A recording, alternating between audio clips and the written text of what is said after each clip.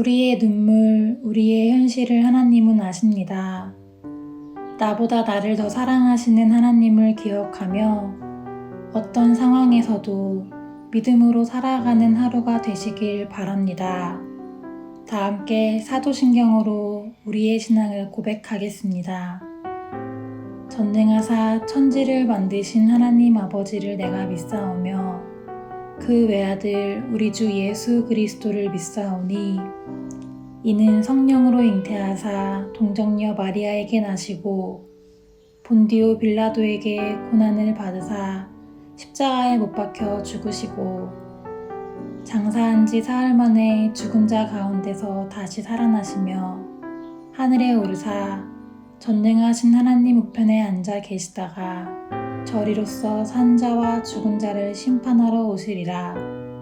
성령을 믿사오며 거룩한 공예와 성도가 서로 교통하는 것과 죄를 사하여 주시는 것과 몸이 다시 사는 것과 영원히 사는 것을 믿사옵나이다. 아멘.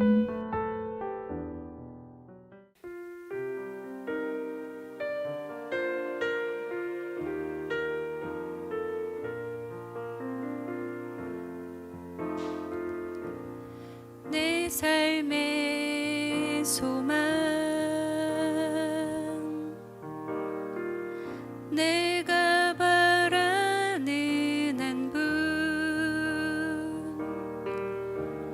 예수 닮기를 내가 원하네. 한없는 사랑,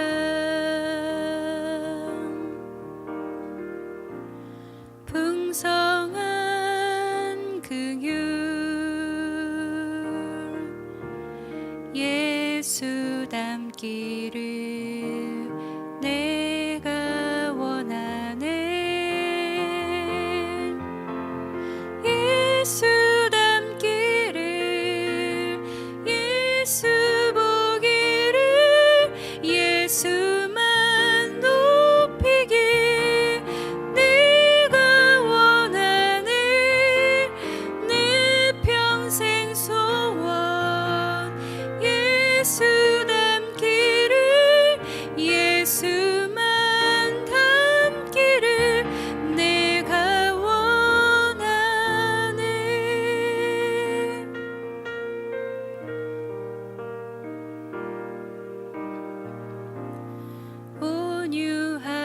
온유하시고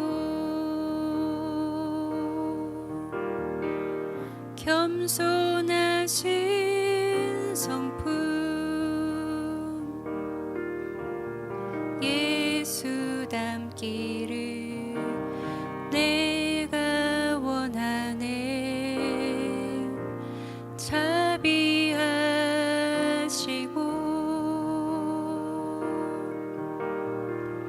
위로자 되신 주,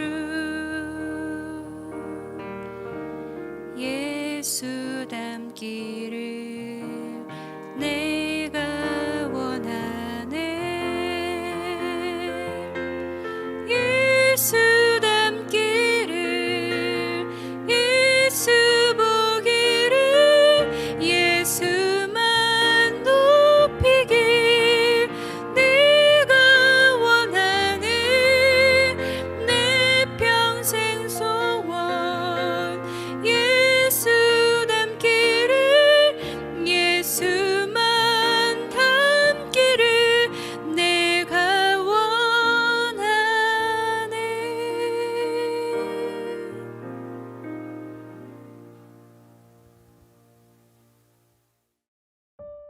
오늘 우리가 함께 나눌 말씀은 예레미야 1장 11절부터 19절입니다. 여호와의 말씀이 또 내게 임하니라 이르시되, 예레미야야, 내가 무엇을 보느냐 하시매 내가 대답하되, 내가 살구나무 가지를 보나이다. 여호와께서 내게 이르시되, 내가 잘 보았도다. 이는 내가 내 말을 지켜 그대로 이루려 함이라 하시니라. 여호와의 말씀이 다시 내게 임하니라 이르시되, 내가 무엇을 보느냐 대답하되 끓는 가마를 보나이다. 그 윗면이 북에서부터 기울어졌나이다 하니 여호와께서 내게 이르시되 재앙이 북방에서 일어나 이 땅의 모든 주민들에게 부어지리라. 내가 북방 왕국들의 모든 족속들을 부를 것인즉 그들이 와서 예루살렘 성문 어귀에 각기 자리를 정하고 그 사방 모든 성벽과 유다 모든 성읍들을 치리라. 여호와의 말이니라. 무리가 나를 버리고 다른 신들에게 분향하며 자기 손으로 만든 것들에 절하였은즉 내가 나의 심판을 그들에게 선고하여 그들의 모든 죄악을 징계하리라. 그러므로 너는 내 허리를 동이고 일어나 내가 내게 명령한 바를 다 그들에게 말하라. 그들 때문에 두려워하지 말라. 내가 그들 앞에서 두려움을 당하지 않게 하리라. 보라, 내가 오늘 너를 그 온 땅과 유다 왕들과 그 지도자들과 그 제사장들과 그 땅 백성 앞에 견고한 성읍, 쇠기둥, 놋 성벽이 되게 하였은즉 그들이 너를 치나 너를 이기지 못하리니 이는 내가 너와 함께하여 너를 구원할 것임이니라. 여호와의 말이니라. 아멘. 반갑습니다. 오늘 예레미야 1장 11절부터 19절까지를 중심으로 하나님의 목적이라는 주제의 말씀을 함께 나누겠습니다. 하나님과 예레미야의 대화입니다. 먼저 11절인데요. 여호와의 말씀이 또 내게 임하니라. 이르시되 예레미야야 내가 무엇을 보느냐 하시매 내가 대답하되 내가 살구나무 가지를 보나이다. 너 눈에 뭐가 보이냐? 그러자 예레미야가 살구나무 가지가 보입니다. 근데 사실 살구나무라고 번역된 이 나무는 더 정확하게 이제 아몬드 나무라고 알려져 있는데 아몬드는 봄에 싹을 내고 봉우리를 바로 맺는답니다. 하나님의 말씀이 신속하게 이루어진다는 의미일 겁니다. 그래서 곧 하나님께서 이렇게 말씀을 하시죠. 12절에 여호와께서 내게 이르시되 내가 잘 보았도다. 이는 내가 내 말을 지켜 그대로 이루려 함이라 하시니라. 그래서 이어서 곧 이렇게 말씀을 하시죠. 네가 또 무엇을 보느냐? 13절 여호와의 말씀이 다시 내게 임하니라. 이르시되 내가 무엇을 보느냐? 대답하되 끓는 가마를 보나이다. 그 윗면이 북에서부터 기울어졌나이다 하니 윗면이 북에서부터 기울어진 끓는 가마가 보인답니다. 좀 우울한 내용입니다. 이거에 대한 하나님의 해석은 더 무섭습니다. 14절인데요. 여호와께서 이르시되 재앙이 북방에서 일어나 이 땅의 모든 주민들에게 부어지리라. 북방이라고 하면 아수르, 아람, 블레셋 이런 나라들을 의미합니다. 이런 나라들이 다 북쪽에 있는 나라들이었기 때문이죠. 그래서 북방, 북쪽이라는 말은 자주 그들의 대적이라는 의미로 사용이 됐습니다. 근데 그 중에서도 이제 곧 바벨론이 가장 강력한 대적이 될 거고 실제로 남유다는 바벨론에 의해 BC 586년에 이제 멸망을 하게 됩니다. 15절 보시면 내가 북방 왕국들의 모든 족속들을 부를 것인즉 그들이 와서 예루살렘 성문 어귀에 각기 자리를 정하고 그 사방 모든 성벽과 유다 모든 성읍들을 치리라. 여호와의 말이니라. 그리고 그 징계의 이유에 대해서 분명하게 이렇게 말씀을 주십니다. 16절 무리가 나를 버리고 다른 신들에게 분향하고 자기 손으로 만든 것들에 절하였은즉 내가 나의 심판을 그들에게 선고하여 그들의 모든 죄악을 징계하리라. 그러니까 자기들의 손으로 만든 것들에 절했다 이렇게 이제 말씀을 하시는데 단지 눈에 보이는 형상으로서의 우상을 말한다기보다 그들이 의지한 모든 것이죠. 하나님 없는 모든 것, 자기들의 실력, 자기들이 이룬 업적, 나는 착하니까, 나는 선을 행했으니까, 나는 노력했으니까 라고 하는 모든 것들까지도 하나님 없는 우상인 것입니다. 그들은 특별히 이렇게 주장했죠. 우리는 종교개혁을 이룬 세대다. 우리에겐 성전이 있다. 다윗 왕조가 있다. 북이스라엘은 다윗 왕조로부터 떨어져 나간 태생부터 잘못된 놈들이라서 150년 전에 아수르에 의해 멸망되는 것 당연하다. 그러나 우리에게는 다윗 왕조가 오늘까지 지속되어 있고 그것에 대한 하나님의 언약이 있다. 이렇게 늘 말을 했었고 그게 그들의 자부심이었습니다. 그 낙관론이 그들에게 있었던 거죠. 근데 사실 그것들이 하나하나가 훌륭한 게 맞습니다. 그러나 그게 하나님은 아닌 거죠. 여러분, 하나님과 관련된 것일 수 있는데 그게 하나님인 것은 아닙니다. 아주 미묘한 함정에 빠져 있는 거죠. 하나님은 그 허울 뿐인, 그러나 그 하나님 없음이 그들의 죄였다라고 말씀을 하신다는 것입니다. 그래서 그들에게 가서 하나님의 말씀을 전하라 예레미야를 보내시죠. 그러나 하나님의 말씀을 전한다는 것은 사실 언제나 두려운 일입니다. 하나님의 말씀을 듣는 사람들이 있다면 두려울 게 없겠죠. 그러나 하나님의 말씀을 들을 사람들이었다면 처음부터 그런 죄를 짓지도 않았을 겁니다. 실제로 하나님의 말씀을 선지자가 전했을 때 하나님의 말씀을 듣는 사람들이 순종하고 회개한 경우는 역사적으로 거의 없습니다. 말씀 사역에 성공한 사역자는 요나 선지자밖에 없다고 말해도 과언이 아닐 정도입니다. 요나는 니느웨로 가서 아수르의 백성들에게 복음을 전합니다. 니느웨는 아수르의 수도죠. 그때 그들이 회개합니다. 그러나 요나를 제외한 누구도 사실상 말씀 사역에 성공을 이루지 못합니다. 백성들을 회개로 이끌어가지 못했다는 것이죠. 예레미야 앞으로 보면 당연합니다. 너무나 당연하게 예레미야도 말씀 사역에 성공하지 못하고, 성공하지 못했다는 표현은 인간적인 표현입니다. 하나님께서 보내셨고 그는 갔다. 사실 하나님 입장에서는 그게 성공이죠. 그러나 인간적인 표현으로 보면 말씀을 전했으면 그들이 말씀을 듣고 회개하고 돌이켜야 되는데 그런 일이 일어나지 않았다는 거죠. 나중에 예레미야는 굉장히 비참한 방식으로 죽게 되는데, 그 모든 것을 정확히 알지 못했다고 해도 그들이 하나님의 말씀을 대적할 거야 정도는 알았기 때문에 당연히 두려웠습니다. 그래서 하나님께서 두려워하고 있는 예레미야에게 이렇게 말씀하십니다. 17절에 그러므로 너는 내 허리를 동이고 일어나 내가 너에게 명령한 바를 다 그들에게 말하라. 그들 때문에 두려워하지 말라. 내가 그들 앞에서 두려움을 당하지 않게 하리라. 보라, 내가 오늘 너를 그 온 땅과 유대 왕들과 그 지도자들과 그 제사장들과 그 땅 백성 앞에 견고한 성읍, 쇠기둥, 놋성벽이 되게 하였은즉 그들이 너를 치나 너를 이기지 못하리니 이는 내가 너와 함께하여 너를 구원할 것임이니라. 여호와의 말이니라. 징계를 선포하라고 말씀하시죠. 그러면 모두가 싫어할 거고 너를 욕할 거고 공격할 거다.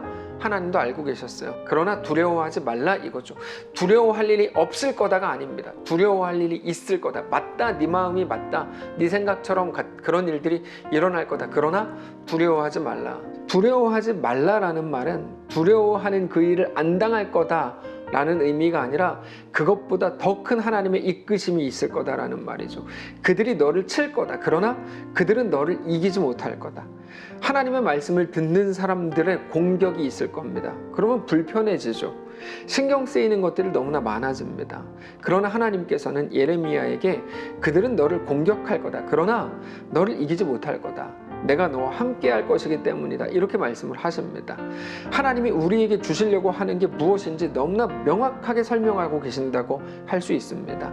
하나님은 우리에게 편안함을 주시려는 분이 아니고 진정한 행복, 영원한 명예와 영광을 주시려는 겁니다. 우리는 불편과 불행을 구분할 수 있는 실력을 가져야 합니다. 불편이 불행인 것처럼 말하는 세상 한가운데 우리가 삽니다. 근데 하나님이 우리에게 주시려는 것은 불편을 넘어선 편안함이 아닙니다. 명예와 영광에 관한 것이라는 것을 꼭 기억하셔야 합니다. 요한복음 16장에서 이렇게 말씀하시죠. 이것을 너희에게 이르는 것은 너희로 내 안에서 평안을 누리게 하려 함이라.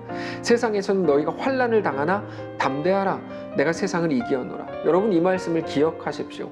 세상에서 너희가 당할 환난이 없다가 아닙니다.